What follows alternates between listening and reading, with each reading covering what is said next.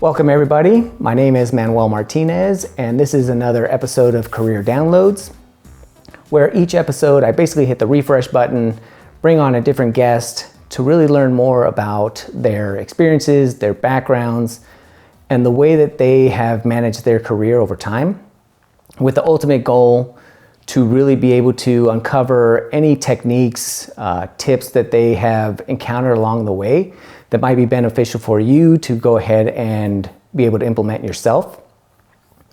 So for today's episode, I have with me Sheila Brewer-Richardson, and her and I have worked together in the past for a little while, and she has kind of moved on. I've followed her career over time and just seen the way that she has kind of managed her career and ascended over time.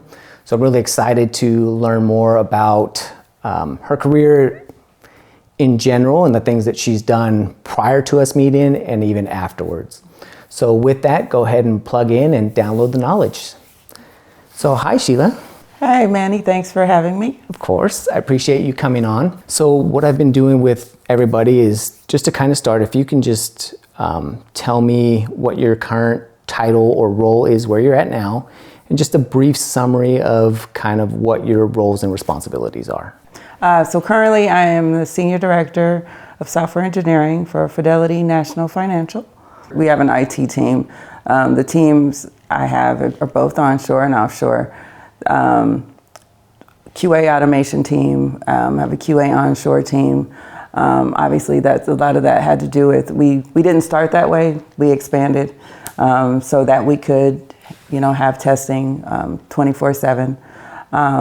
We basically build, so Fidelity Financial, for those of, for people that don't know, basically huge company, has a lot of subsidiaries. I support their home warranty sector, Fidelity National Home Warranty, and then also there's Disclosure Source, which is National Hazard Disclosures based in California, California Disclosure. So if you have earthquakes, fires, floods, different things like that, so we provide reports when someone's looking to buy homes. They want to see like, okay, what zone am I in? So that's what the companies that we support, our IT department supports. And they have, home warranty companies, they have products, and they like to update their products and coverages very often. So our software, that's what it does. And you're in charge of the team that does, when you say the quality, it's the quality of the reporting, like it's I'm assuming it's like a portal or something like that all these other companies kind of connect to, or? So quality testing. So, so we got the dev team that builds the products, and then we have the QA team that basically goes in and tests, to see if the products are built correctly, if the systems that integrate with our main base software, if whether or not, okay, I go in, I'm ordering a warranty, how do all those steps happen? Are they, am I getting the right warranty? Am I getting the right coverage? Do I have multiple HVAC systems, or, do I have multiple, could be washer and dryers, different things like that. So when you go to ordering a warranty, so, ensuring that the tests go through, and then there's that part of it, and then there's the authorization part, so there's different areas of, I would say that, different systems and different pieces of the process, that you have to make sure each piece I've ordered it, the warranty, you've got your customer, you've got your service provider, who's going to go out and service you, so each piece has to be able to work, and there's several different systems that it touches. And so that, it requires, a development team, and it requires a QA team, requires, your business teams. So you've got, your internal, you've got your QA teams, there's manual testing with everything. Obviously you want to automate as much as you can, but when you have legacy systems, you've got to do some manual testing. So the onshore team is more focused on They do a lot more manual testing, and then my offshore team is they do mostly automation. All right, and now we're going to kind of step back a little bit, and if you could just kind of give me a little bit of background, again, whatever you feel like, kind of giving us a summary of kind of where you grew up and what eventually got you interested into technology. Like, some people are different. Some people maybe when they got into college, some people at a young age, maybe not until after your first job. So just kind of. So I grew up in Palo Alto, California. Born and raised, had been there for 30 years before moving to Vegas. I played basketball, so played some basketball over at San Jose State. And at the time, I think my mom was she was working at Hewlett Packard. My dad was working for Varian, both really great companies. I wasn't on a scholarship or anything, so I, still worked. I actually been working. I worked since 14 years old. I think my first job I did junior achievement for Hewlett Packard. It started there. My mom she comes from 10 girls, 10 sisters, two boys, and they all had, I guess various or very different careers. Some of them were very hands-on, brick masons, and others, analysts, business. I have an aunt that worked for Toyota for many, many years. She was a COBOL programmer. So my mom was the first journeyman machinist in California.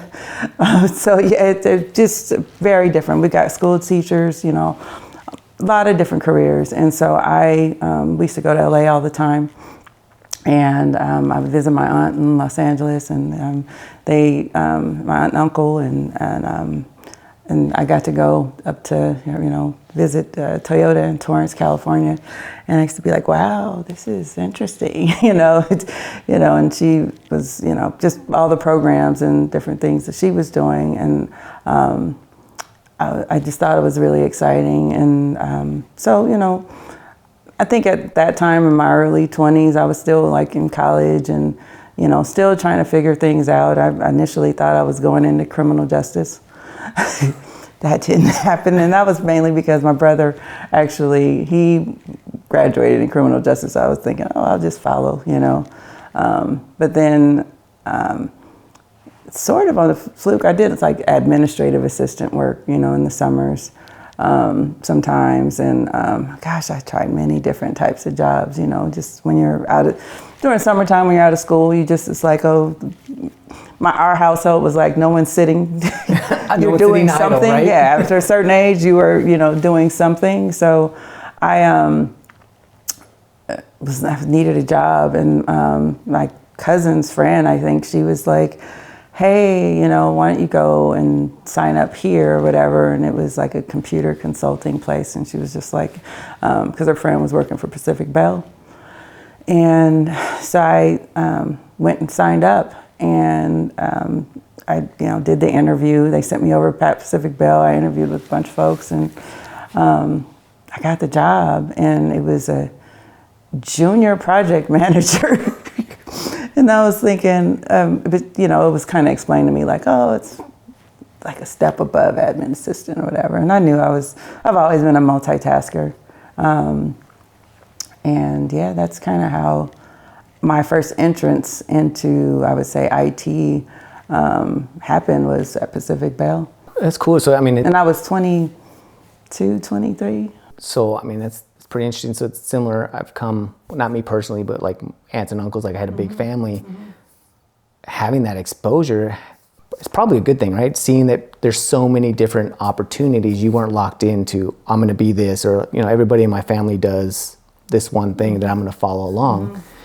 Do you think that had an influence in you kind of being open to trying new things later on? Yes, that definitely was. Once I got there, and at the time, my mom's, actually what happened was her job was ending in Palo Alto, and they were moving to Santa Rosa.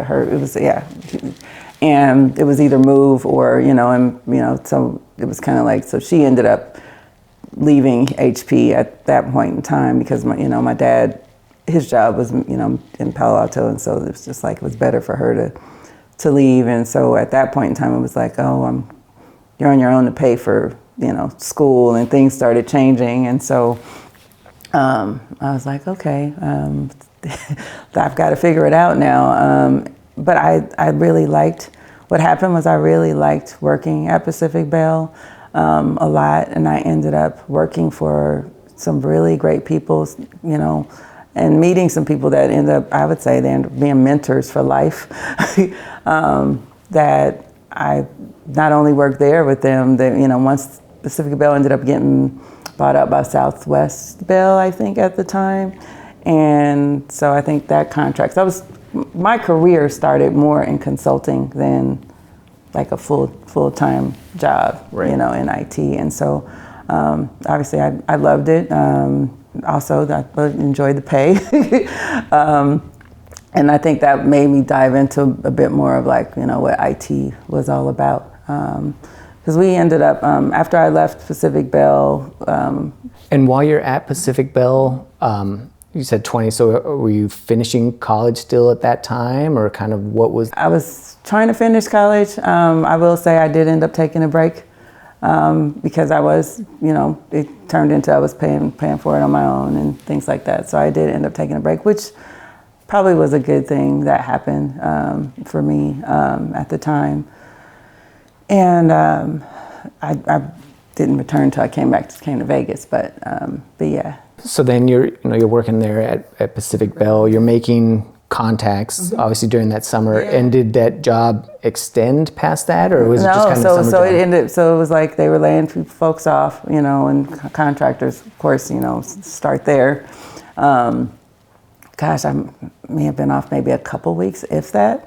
And someone, obviously people that I worked with and I got to know at Pacific Bell were now at another company, Wells Fargo. And so I ended up, they were like, we need you to come over here and do what you've been doing over at Pacific Bell, come be that person, for us. And that's how I ended up going to Wells Fargo. And at that point in time, it was really like, I just told my, consulting company, like, hey, I already have the job. So then, now it's a pass-through. They didn't find me the job, so it's like, oh, this is great. I'm going to go and over to Wells Fargo. So now I'm in the city working and at Wells Fargo. And I think here's where I got into learning more about change management. Still doing project management work, but it was a little bit more, change management focused.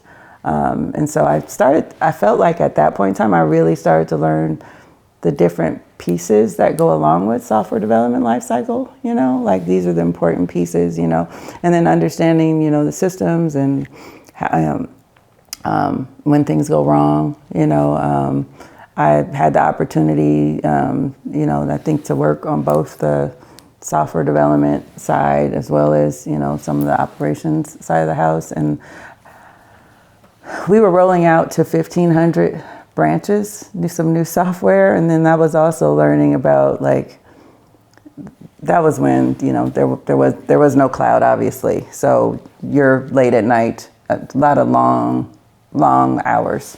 Those people that were reaching out, are those some of those kind of those mentors that you had kind of reached out to? And it was just, I'm assuming, just based on the work ethic and, just the good job that you're doing. So you didn't actually apply. They were just kind of like, hey, come on over. Mm-hmm. Now, as you're kind of going through, you're understanding all these different parts of IT and technology. You seem like you're very good at multitasking. You're good at, and I'm going to speak from my experience, you're good at communicating and talking with other people. Was it at that time? Is that just something that you were just good at? Mm-hmm. Or as you're starting to work, you're kind of developing those communication skills, working with other people, and kind of even being good at multitasking? It's a lot to kind of understand what goes where. So how did that kind of... I think the multitasking part has just always been easy. I think maybe I got that just from family, that part of it. The communication piece, I still, I feel like that came from watching other people, mentors and things like that. But I also feel like that's a skill that I continue to, work on because I know that I'm more of I can definitely dive into, let's get everything ready so we can all make sure that everything looks good, and then I had the opportunity to definitely help and prepare, my leadership for, if they had to go and present something, here's the data, right? Here's what we need to, to show, so I think that's where some of that comes from, is just over time,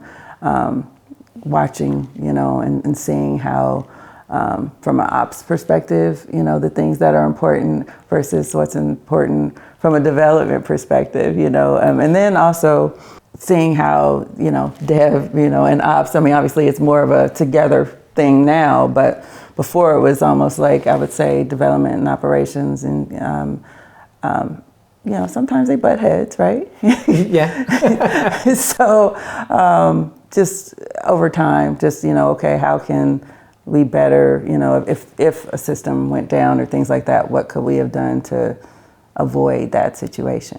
What pieces, what did we miss in the process? Or, where did we miss it? Was it in dev? Was it in QA? How do you go back and understand that, what went wrong? As part of that, I didn't think about it until now when you kind of mentioned like the butting heads, but are you also having to do kind of like, I don't want to say mediation, but like negotiation between these different teams? Because again, if there's a headbutting at some point, not that one person's going to win over the other, but how do you find that compromise? And is that something that as a project manager you're involved in, or is it kind of more?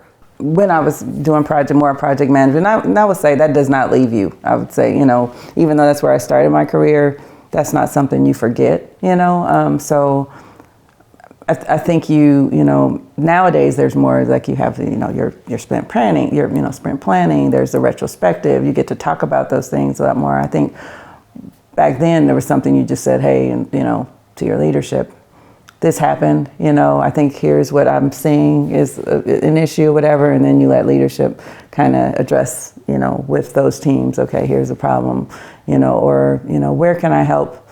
If someone's struggling, right, and you kind of see, okay, here's where, if you're looking from a change management perspective, and that's one thing when I go back to change management, you can see a lot when you look at changes that come through, from every perspective, from a security perspective, from, dev, from, development perspective, from the operations perspective, okay, all these changes went in. Where did we fail? When did what time did it start? What time did it end? What time did did we maybe figure out there was a problem, or what time did the customer tell us, okay, here was the problem? Those lessons learned, is that something that you have to kind of document on your own? Because again, or is that something you're more of a information gatherer? So like you mentioned, like, hey, this is what we're learning. Yeah. Is it just your own experience and you're understanding, like, okay, I remember this, just have some people just can remember, and some people, like myself, if I don't document it, I might forget and I don't have that reference. It definitely needs to be documented when you run into those issues, right? Obviously I've had the opportunity to work with the support teams. I've had the opportunity to help build support teams, I'm onshore and offshore.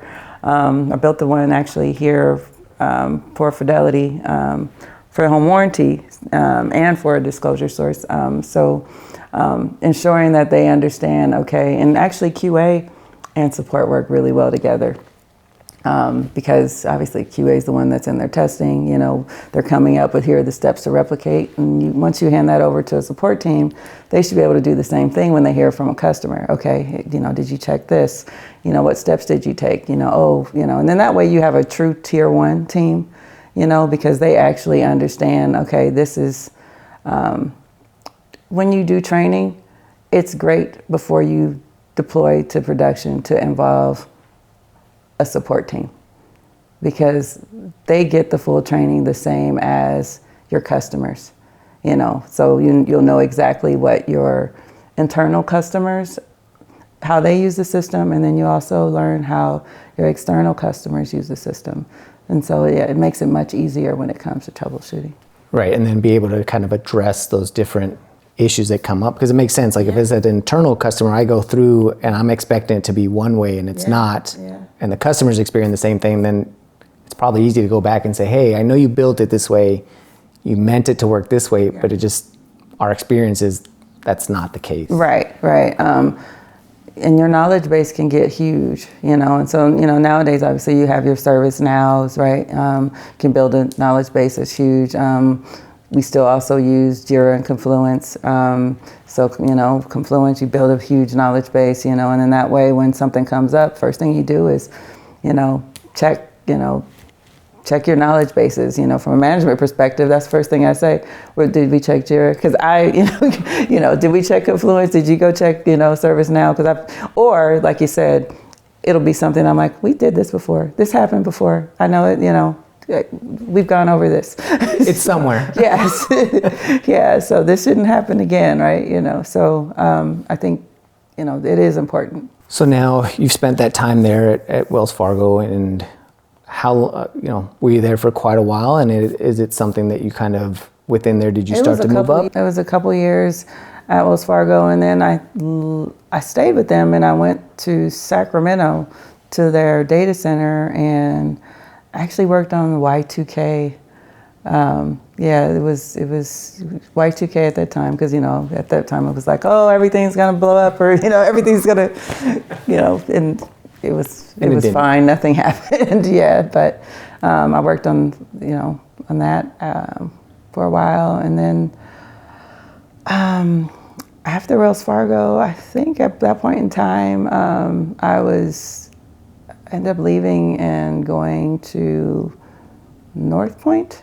North Point Communications, and they were a more of a local exchange carrier. And during that time, I don't know if you remember, that was when, at one point in time when you had cell phones, you couldn't, if you changed carriers, your number was gone, right? Yep. But in this case, you could take your number, it came to a point where you could start carrying your number over.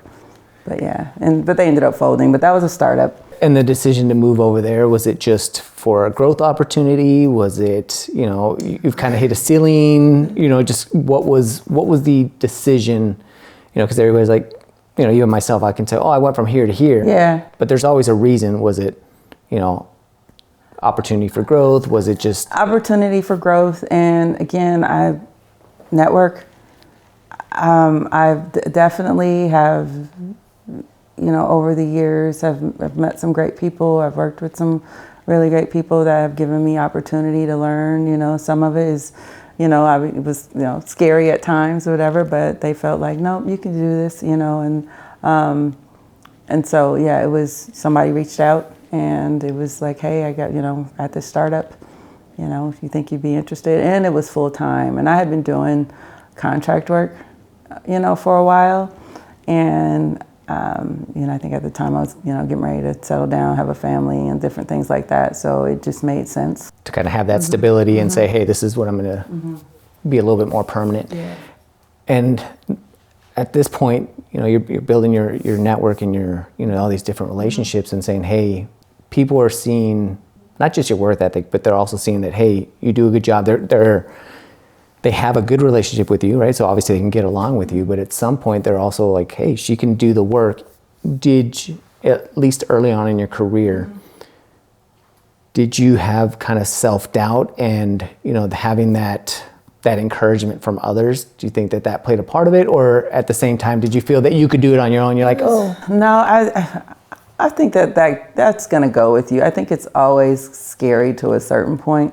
But I think having the encouragement does help. But I think you'll always feel, at a certain point, and I think sometimes they call it imposter syndrome or whatever, that, this isn't, I think a lot of times people look at a role and they're like, if I don't know all of these things, then I can't do it, and that is, you do think that, but however, if someone, feels like, hey, I'm trying to get this job done, I do feel like you have, the capability to take, to help the team or take them where they need to go. And that's been, what what has kind of carried me. So as that company folds, did they fold while you were working there with them, or was that after you kind of left? No, I was there at the time when that started happening, and I think AT&T ended up buying. IT was last, obviously, because usually that's the last group, but they ended up buying the hard assets that were left there, and then I think I went on maternity leave, and while that's happening? Yeah, while that was happening, at the very end. And then, I think, I had my daughter, and then I think I was off maybe like 4 or 5 months. And then after that, I think I got a call again. I think my network, I was always in touch with, to see what was happening or where people ended up landing and things like that. But another great opportunity came up with a company called Virgin Mobile. Basically one of the first no contract phone companies. And it was cellular company. And so I went and worked for them. And that was, I think it was our IT manager, but it was doing a lot of, again, project management, change management. Similar type of roles. I would say that it was very fun. A lot of hours, and again, startup, we're in San Francisco, and, working again with a couple of the guys that I had worked with before at North Point. Just watching that place, building it up. And being in that environment, right? So a lot of startups. So again, that's especially in the Bay Area and all those. That's it's a different culture, and the kind of the mentality of, hey, let's grow this. The long hours. Yeah. Over time, as you're doing that, is that something? Was there any kind of conflict, especially now you're starting a family, right? Yeah. Sure, younger on, when you're younger, and Yeah. even if you're married, right? You don't have the responsibility of children. It's a lot easier to say, okay, hey, hey, spouse or partner, I'll be home a little bit later. Hey, I've got to put in extra hours. As you're kind of starting a family, was there any type of concessions that you had to do either one way or the other? Was, as much as we want to try and do both and be good at both, what were kind of some of the concessions that you had to? It was tough. I think also some of it was tough because just, explaining that, hey, I'm gonna work till probably 1 o'clock in the morning, at times. But I've always had a great family support, from my parents, and so, we're just, my whole we're very family oriented.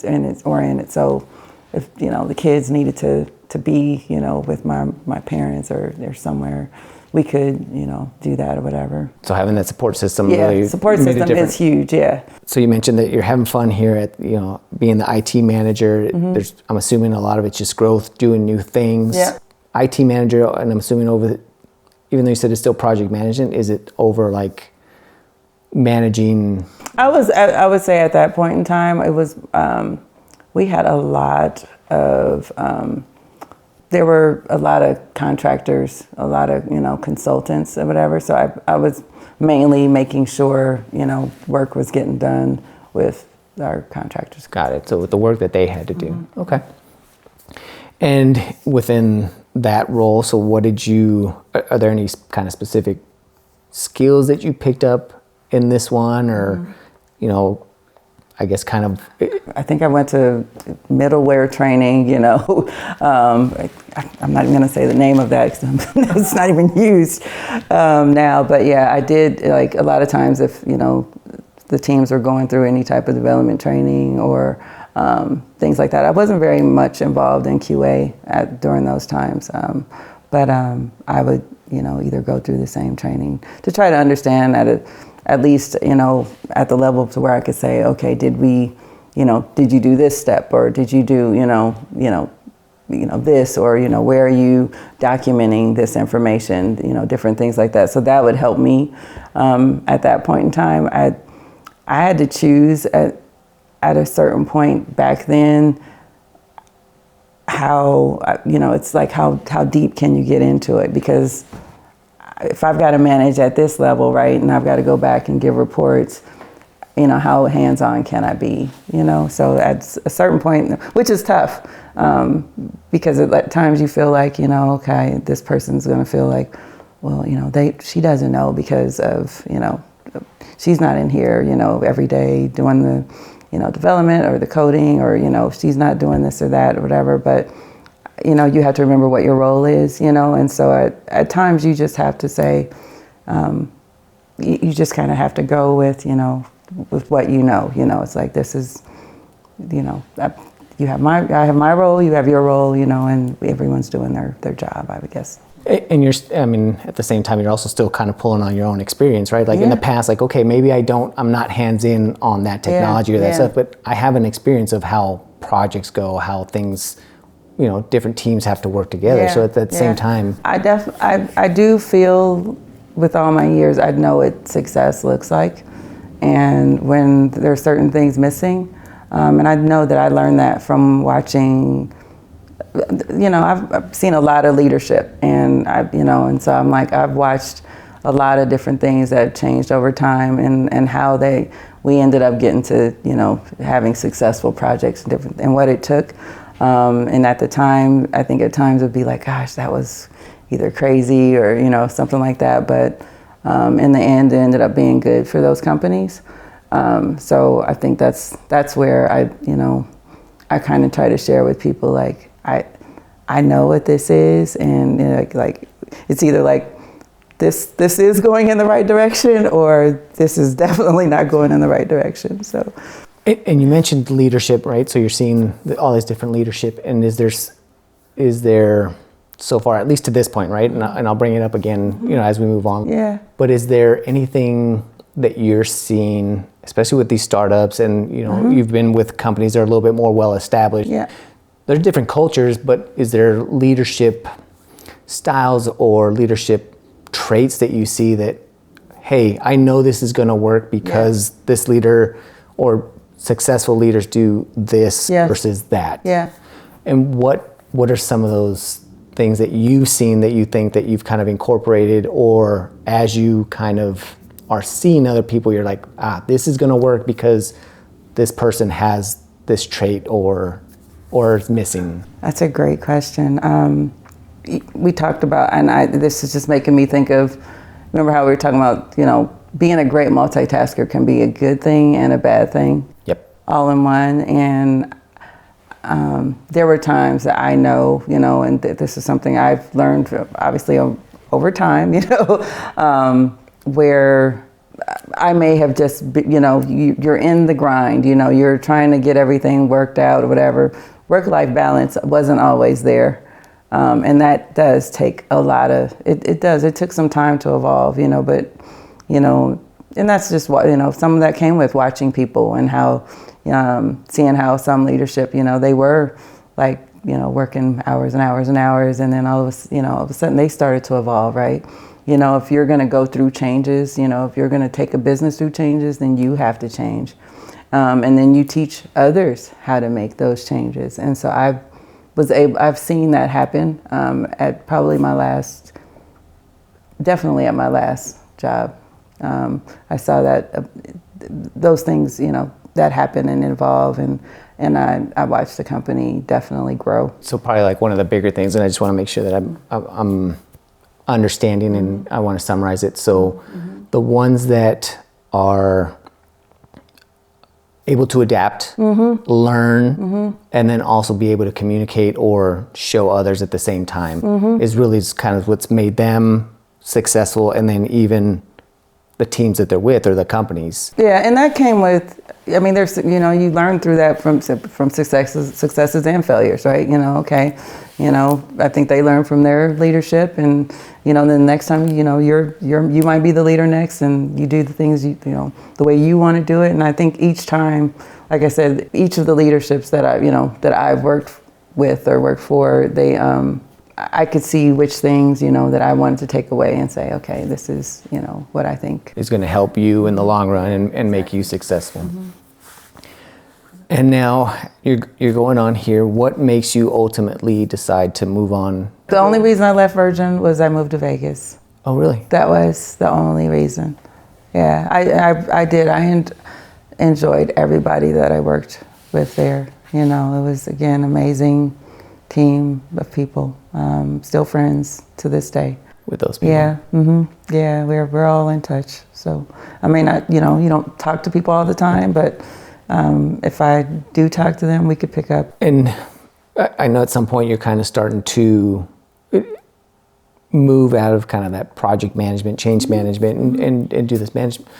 What gave you the confidence, the drive, the desire to kind of start moving up out of that type of role? Was it necessity? Was it just want? I wanted the next thing, or it's like, okay, I like project management, and I'd done it on the software development side. I wanted, actually, it kind of evolved from more software development to infrastructure. So that was, more infrastructure project management, so it was like at times I felt in between when I was just doing like more change management, project management, dealing with software projects. And then it was more, my career went directly into infrastructure project management.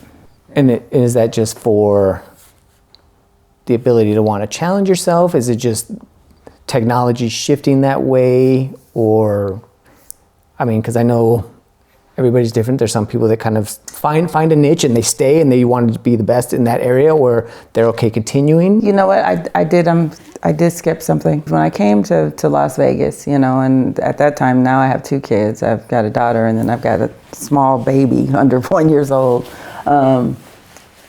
And so we moved here, I think it was around 2004. I didn't, stop knowing how to network, obviously, right? I think I took like the next year and I was like thinking, okay, we're going to work, and, I wanted to go back to school. And so, I did that. I went to an event. They had an IT professionals networking event. And I remember going and taking my resume. And I actually, during that time, even though I did that, I actually worked for the hospital. I was like, because I had worked so many hours and doing all the startup stuff, for a moment, I was like, oh God, is IT, you mentioned with kids, maybe I need to slow down and figure something out, and I was going to school, and I knew I didn't want anything too fast paced, but I took a job and it was so much less. I mean, it was really, I went and got a certificate, and actually I still can to this day. I actually have a cardiac monitor tech. I know how to read hearts, so. Interesting. I do, so, yeah. So I know if you're tachycardia, bradycardia, AFib, and so for a while I worked at the hospital doing that. And talk about going from, working at a startup all night, and then now I'm monitoring patients' hearts, some that are dying, and having to let people know that they're, that something's wrong, the nurse needs to get into this room, right? And then working 10 to 12 hour shifts, because, hospitals are different, right? Now you're, I might be 312s, but I'm dead tired, that's a long shift. I have a true appreciation for the people that work in the hospitals, that's for sure. Because, those are long shifts, 312s or, even 410s. And then, someone asking if you want to work overtime and work another day, right? Can you imagine 412s?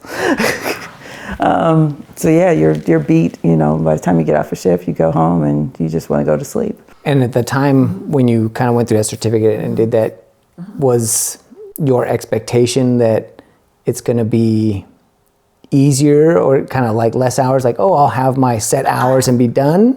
I thought that, but there was something that went along with it that I realized from working in IT and being, professional, right, and then going into working into this, I was definitely a different level of of expectation, because I'm, you know, again, I now have become this process-oriented person and different things like that. And then, so I think I learned, you know, and was trying to apply it to what I was doing now and going, this is more difficult in certain ways.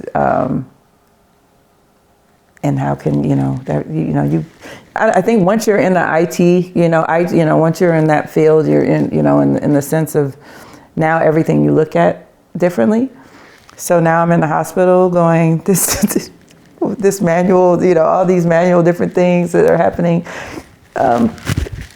Because I would say, you know, hospitals a little bit behind when it comes to technology. Not a little bit, there were a lot. And so, yeah, that was definitely a change for me.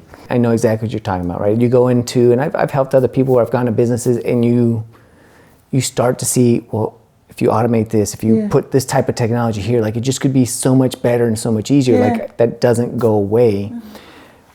But you mentioned also, okay, you're thinking that it's going to be easier, more set hours. Apart from just working 12 hours, I mean, you said that you're having to, you know, tell people, hey, they're dying. So it's not just the physical tiredness, but I'm sure that takes an emotional toll. Yeah. Because I know 2 other people that have worked in hospitals, like in IT, but they've kind of ventured in and kind of helped out, and they just, that seems emotionally draining as well. So how did you kind of deal with that? And is that what ultimately led you to go back and say, this isn't for me, or was it just? It was like, okay, it's time, you know, it was like, okay, Sheila, you've had your moment. But this isn't where you need to be. You know, you've worked, you know, it was kind of like, you've worked hard enough. What are you doing? You know, I mean, obviously a lot of it had to do with my family. But it was, you know, I had put a lot of time in, you know, so it was kind of like a time to figure out, okay, career-wise, I don't think this is where you want to be. So yeah, I literally just went to a networking event because I think I kind of missed being in that type of environment, right? And then I met the director of software development, one of the directors of software development at the Las Vegas Valley Water District, and gave him my resume, and I think I got a call a week later to come apply, and I went and, or at least come for an interview, and I interviewed, and I went over there it was a PM/business analyst position. And that conversation at that networking event, would you say that did you spend a lot of time with that person, a short amount of time? It's just one of the things that I've learned over time is it's nice to go to these events and meet a lot of people, but I now try to focus more on, okay, meet a lot of people, but find maybe 2-3 people and just really connect with them and really get to know them, because to say, hey, I met 50 people, that's great. No, my personality anyway is I'm not the one that works. I don't work the room, and I'm not walking around saying hey to everybody. And so it was more of a. I ended up meeting a couple of people, and he just happened to be one of those people. Yeah, and so. We talked, had a great talk. And then obviously seeing your experience on your resume, he was probably like, hey, this is that person I was able to communicate with, had a good relationship, at least in that, not a relationship, a good interaction with, and then decided, hey, have him come on in. So as a business analyst, what does that entail? Like, what exactly is a business analyst do? That was, and again, that was not something I'd really been involved in, but you're gathering requirements, you're documenting requirements. And I think at the time they were getting ready to replace their application support system with Remedy. If you remember Remedy. I do. And so, I had to gather, requirements for this new Remedy system. Yeah, so, and I was working with one other lady at the time, but. And doing these different. You're looking at, the as is, right? You're looking at, okay, how, the system we were using at the time, how it worked, versus, okay, here's where we want to go. Where are where are the areas that, you'd want to be improved, and what can this new system do, versus what was, in the other system. And then also, how do you fit in, is there a change management module, all the different pieces, so. And does this new one address some of those things that we would like, the nice to haves or probably the needs? Right? Yeah, there was that, but then also several interviews with the business. Several interviews with different business departments, to understand what their needs were, and then, obviously you've got to understand what tickets are already out there, outstanding, what are the things you need to be able to pour it into the new system, so. It sounds like, while they're different, there's a lot of the skills that you're able to kind of apply everywhere, right? Even when you went into kind of being, the heart technician, now you're going into business analyst, being able to talk. And then not only that, but would you say that you're a naturally inquisitive person? Because I would think to gather requirements, most times if you just ask a question and you just take it at face value, okay, great, and you move on, you'll probably miss something. But is it experience, or is it just your own inquisitive to where you know to ask additional questions? No, I would say with a good BA, that takes time. I don't think you can you don't naturally just start at a point where you know how to, you've got to start learning those systems, right? You've got to either, use your resources, work with other people. I think that's the biggest thing is knowing who your resources are and who knows what, figure out who those people that have that historical knowledge at each of wherever company you are, because they're going to give you some of the information that will probably get missed when you get ready to implement, right? You need those one-off use cases. It's just like when you gather requirements from accounting, right? It's usually with accounting, there's always that one-off, that we run this one job, once a month. Either once a month or once every, 13th year, just something odd, So you've definitely got to make sure that you use your resources that are there, find out who the experts are in those areas that can tell you. You want them, tell me everything that you do, tell me what those processes look like, tell me what departments are involved, what roles, so that you can capture all that information. And as you're doing this, my guess is that you also have to have a bit of humility, right? And not going in thinking that you know everything or that you're going to figure it out. But like you said, relying on these different resources and saying, hey, is that how you approached it? Is, hey, can you help me? And I'm assuming that makes people receptive to giving you that information as opposed to you're like, hey, we're doing this. Tell me, and so I can just move on. You have to be definitely the type of person that's willing to listen. You can't just come in and say, I was over here before, and it can work the same way here. Because every company, is different, right? I'm selling a different product. We're not doing exactly the same thing. So I need, you to tell me how it works here.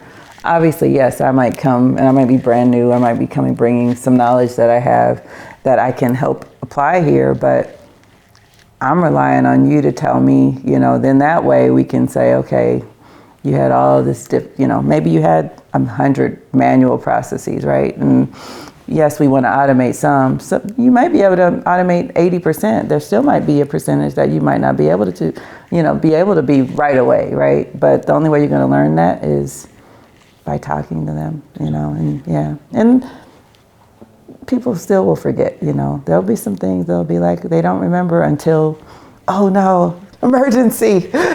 So now you're kind of picking up all these skills, you're understanding now on the business analyst side, which is, I'm assuming, is going to be something that's helpful later on in your career as you're kind of picking this up.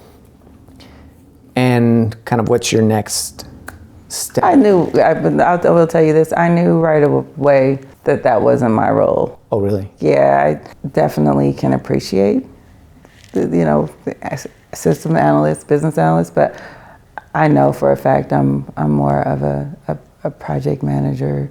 I'm more of my mind is more to where I'm thinking of all the coordination. So you're thinking more implementation after the fact as opposed to... I'm still pulling the pieces together, and still, making sure that we're getting all the different pieces, but I can't be I can't oversee it and still be documenting everything. That's what I'm saying. Okay. It's like They're very distinct roles. Yeah, very distinct. When you're trying to document requirements and then also you're trying to manage all the different changes in scope and making sure that the business requirements are updated, whatever. And obviously some of this is, if you look at today, some of that's waterfall, right? If you're gonna make this big 500-page BRD, or where now it's more like, okay, let's figure out what features and let's focus in on this piece and let's build that piece, right? And understand the requirements around this piece so we can build that module, and then next and next and next, right? So it's very different. But when you dealing with legacy systems, sometimes it just has to go, you're doing sometimes a quasi waterfall. So when you knew that wasn't for you, did you look for something else internally? Were you trying to move up, or did you just kind of decide? I wanted to say that I ended up moving just because of reorg into more of the database area.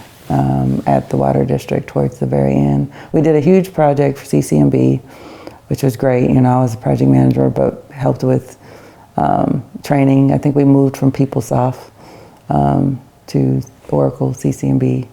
And once that finished, I ended up, being on the database team. And that was interesting. I was learning a lot there.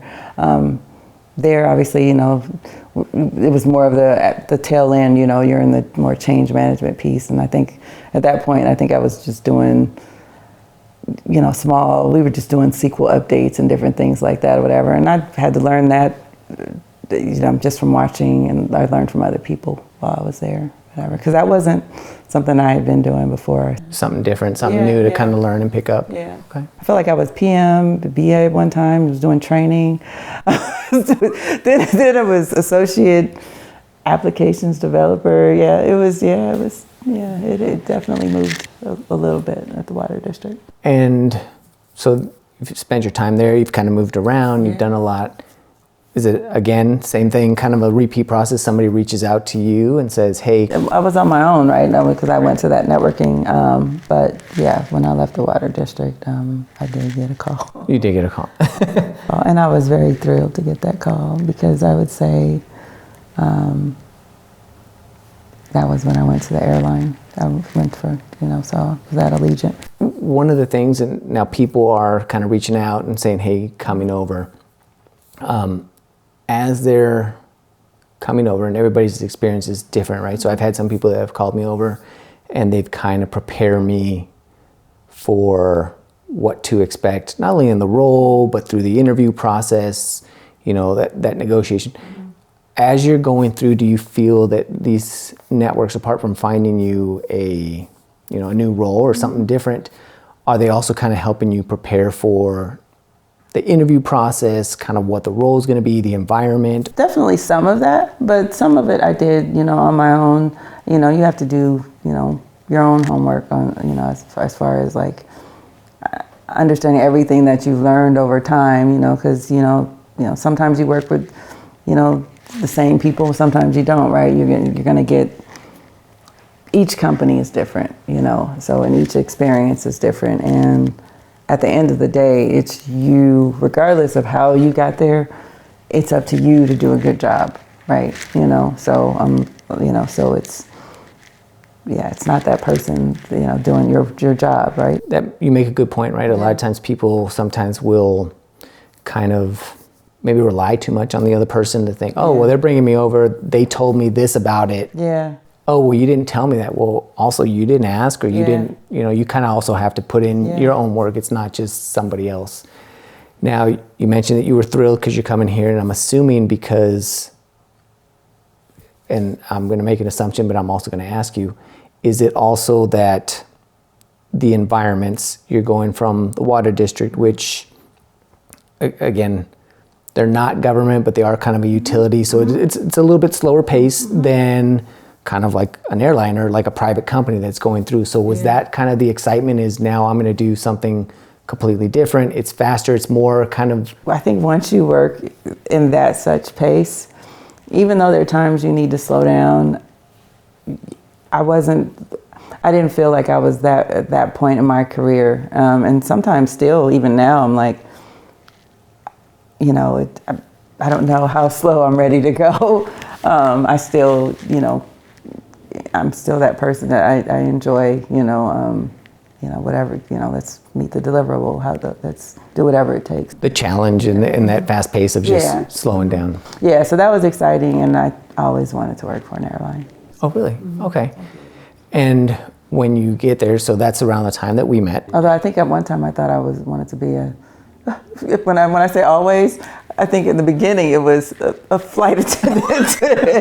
Yeah, you know, and I appreciate, you know, every piece of it. But so I think from being at the airline, I've learned so much about every area. And just understanding the business as a whole. So you're kind of more in that fast-paced environment. At the time I met you, you were more of the project management side still. And also there at that time, you kind of start moving in the infrastructure, and then, you know, you kind of did some of the help desk stuff. So you're kind of moving around in different areas. So even though you're kind of doing the same type of job, similar to what you said before, you hadn't done the database. Here you've gotten infrastructure, you've done all these different things. Is that some of the excitement and the challenge of it, or was there anything else? Yeah, it was a challenge when I was asked to manage, you know, the enterprise, you know, be enterprise service delivery and manage the NOC and help desk and service delivery. That was a challenge. And what was the challenge around it? Was it just the fact that it's more managing people in a specific area as opposed to kind of, you know, with the project management, you're dealing with multiple teams. Now here it's kind of your team and you're responsible for this area. It was that learning, it was a lot to learn. And then, you know, got, you know, the new team that needs to be built. Also, we needed to build a knowledge base that we really didn't have. And I think we had, you know, started getting really heavy into using Confluence and Jira and, you know, trying to make those processes better. And, you know, building up the service delivery team. Those are all exciting, And now up to this point, you've got quite a bit of experience. You're doing, you know, a lot of different things. Everybody's different. So I know from my own experience, I never really had a kind of a long-term vision or goal of kind of where I was planning on taking my career. I know some people that do, they have a better understanding. At this point, would you say that you had a goal? You haven't? Are you starting to establish one? Or are you just kind of like, hey, I'm just going to kind of keep playing it? I learned a lot about myself with that being a challenge, right? You know, I think I learned a whole lot there. And I think it's told me, you know, it's exactly where I can, you know, where I need to be, or, you know, where I see myself as far as my best placement in IT. And when you say you learned there in that role, what is it that you kind of learned? Is it you learned that that's not what you wanted to be? Did you learn kind of more what you want to focus on, or kind of what was it that you took out of? So, I can pinpoint several things. That's from a management perspective. I would say helping. I enjoyed helping people. You know, there's many opportunities to figure out. You get a lot of young people when it comes to the network operations center, you know, and maybe trying to figure out, maybe sometimes first time in IT and different things like that or whatever. They're just trying to get their foot in the door, and with dreams and aspirations, just we all start there, you know, and there was some opportunity to actually, I think I've worked with HR, and I think one of the things that I remember appreciating was we started this job, resource sharing. It was like a portal we even created within Jira, service desk, to where, like, if someone was interested in going to work in one of the other areas, be that security or software development or, somewhere else, they could do that for a few hours a week, so yeah, they, put that information into the system, say, hey, I want to go do this, and then track their hours there, be that if it was 2 hours a week or 4 hours a week. It was their own time that they gave outside of, their regular role to go learn something new. Really? And that's a program that you kind of help build out? Because I know that most places I've been, that's not a formal program, right? It's usually you on your own. You reach out to, if I want to be a developer, I would reach out to developers like, hey, can I shadow you? Can I go through again?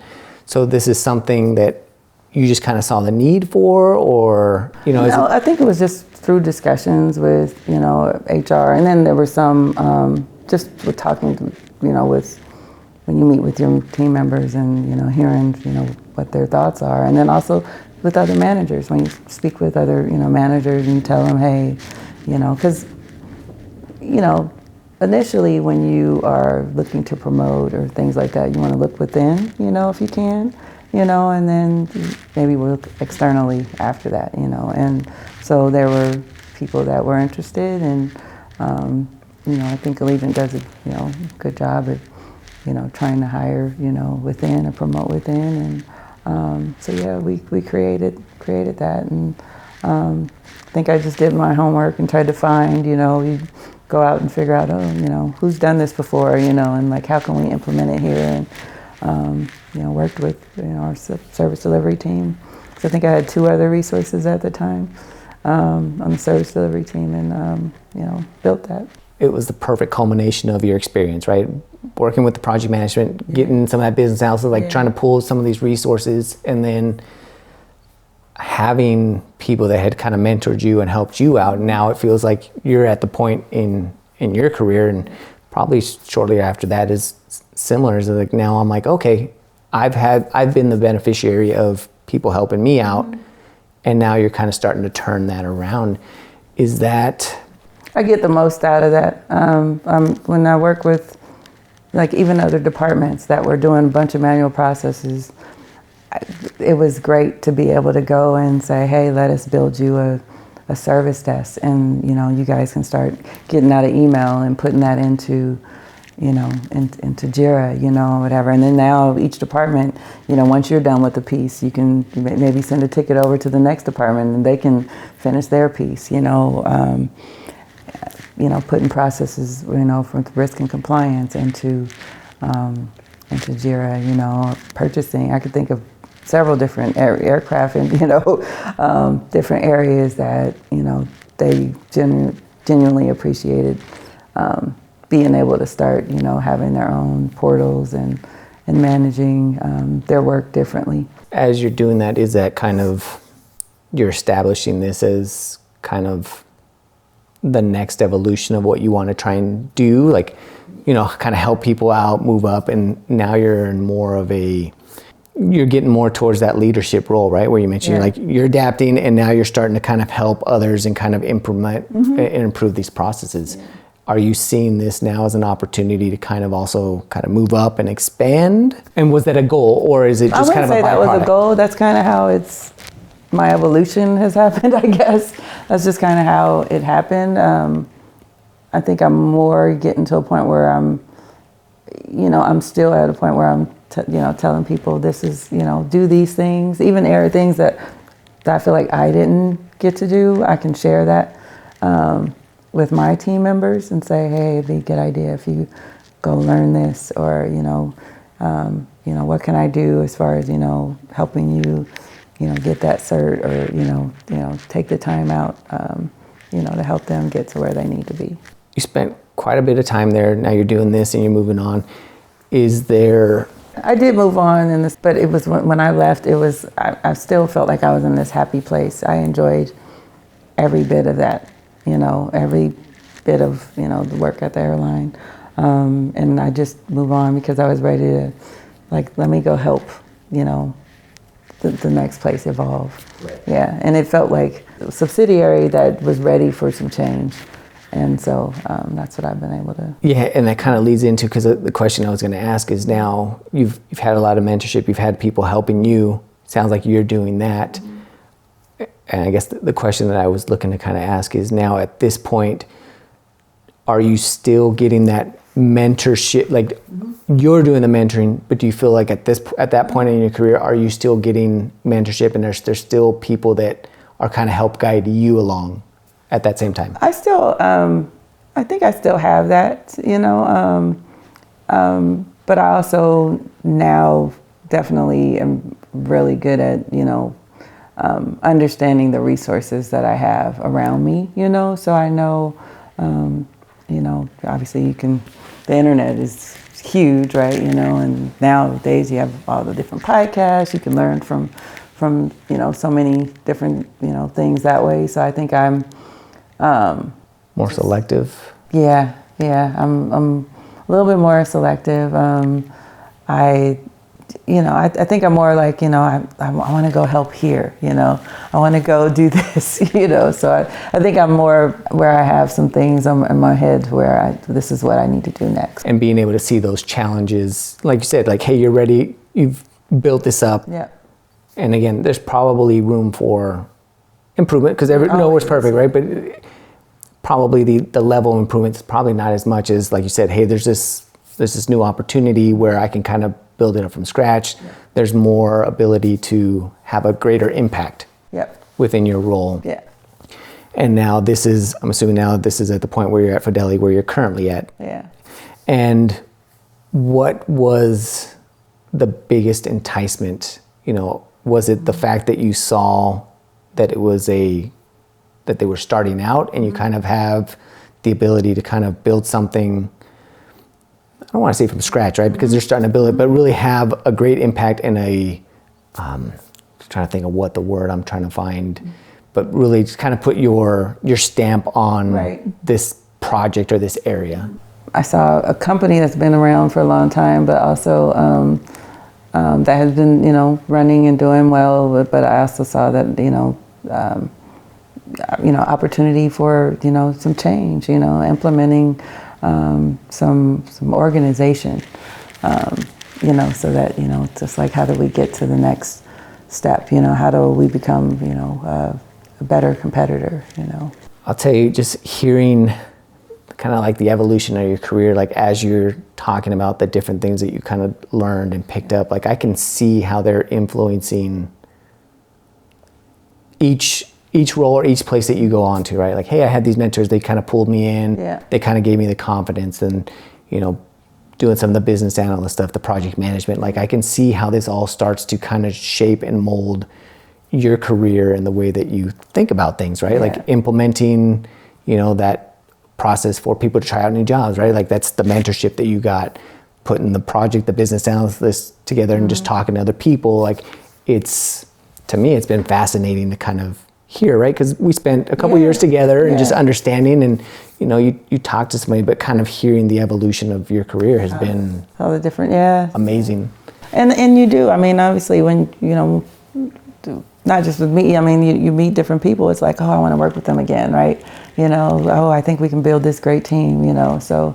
I always feel that way, even, wherever I go, I'm going, oh, if I had so-and-so here, we could do this, so yeah. But at the same time, you're also able to kind of know, hey, so-and-so does this, and you can kind of probably find that person and help build them up. And like, hey, I mean, you mentioned like the certifications and, hey, things that from your own experience, but I'm sure you're also drawing from other people like, hey, this would really help you because, I mean, you don't probably say like, this person I worked with did it, but you kind of, you see and address it. Right. Is there anything that we haven't discussed or something that you kind of thought of that you're like, hey, Manny, you didn't ask me about this, but this is something I feel is important for people to know?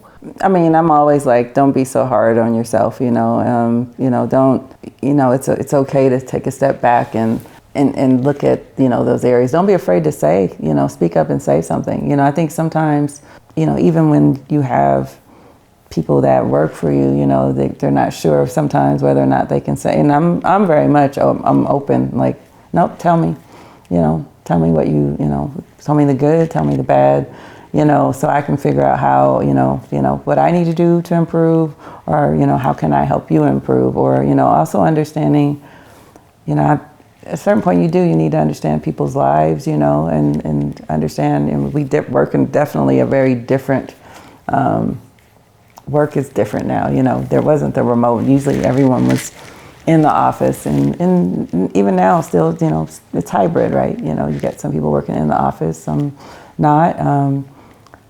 There is an appreciation for being able to be in the room, definitely, and I'll get on the whiteboard, and actually, you know, you kind of can understand the differences of what when you have that and when you don't, when you're just, you know, like on a Zoom call, you know, that, you know, and, you know, sometimes it is good.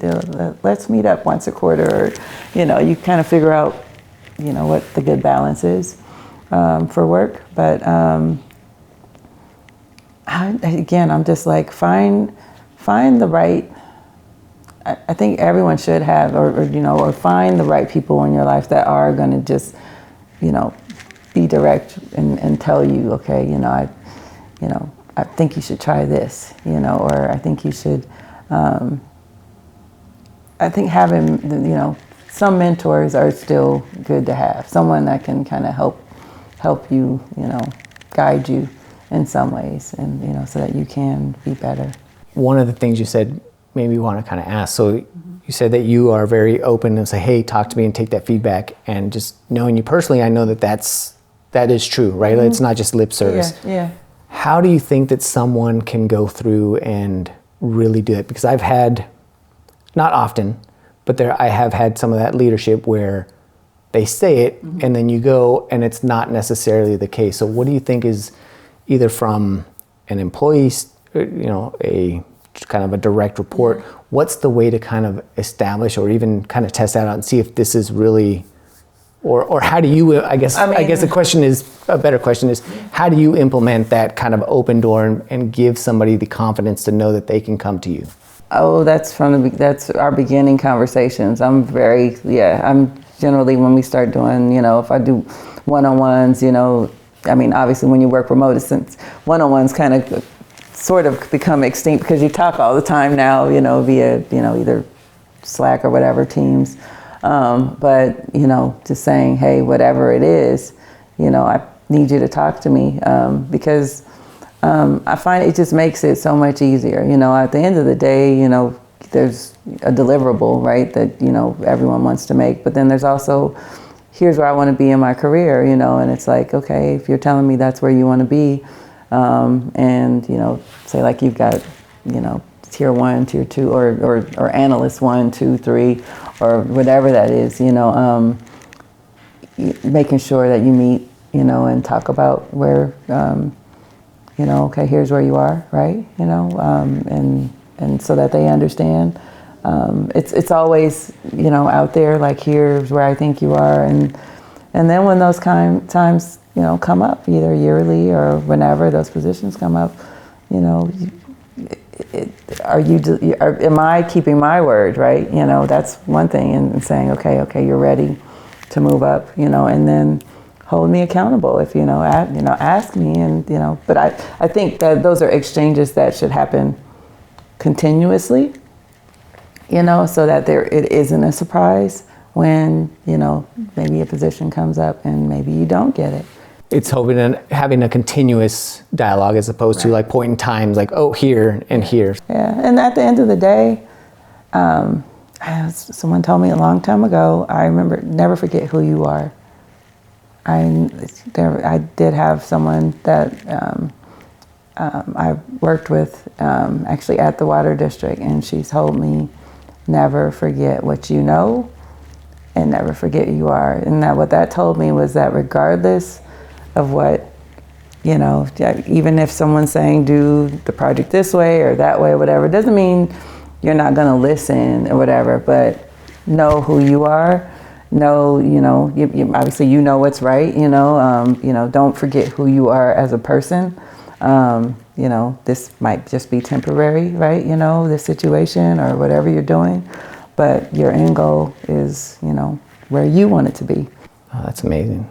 Well, I appreciate you coming in and taking the time to, you know, like share your experiences and your career path. And I mean, I've taken bits and pieces, and I see a lot of benefit myself, right? So I'm sure other people will say, oh, okay, hey, I didn't think of that, or that's a good to know. So I appreciate you taking the time to come in. Yeah, I'm glad to see you doing this. I just see the benefit of just showing people the different, the different roles that are out there, the different experiences, right? Whether you're in IT and looking to make a career move, right? Just kind of hearing somebody else and say, oh, okay, well maybe, if that's something that I'm interested in, hey, maybe I start attending these IT events, start making sure that I'm building a good relationship where I'm currently at, because again, I think, and you could probably attest to this, is not even just in Vegas, but just IT in general. Yeah. It's smaller, right? Like your reputation, knowing who you are, carries weight. And if you're not a pleasant person to work with, like it will come around. Exactly. The other thing you made me think of is even though there are, I think with every department or role, but with IT, I think there's certain processes that are the same, but it always feels like there's something different coming.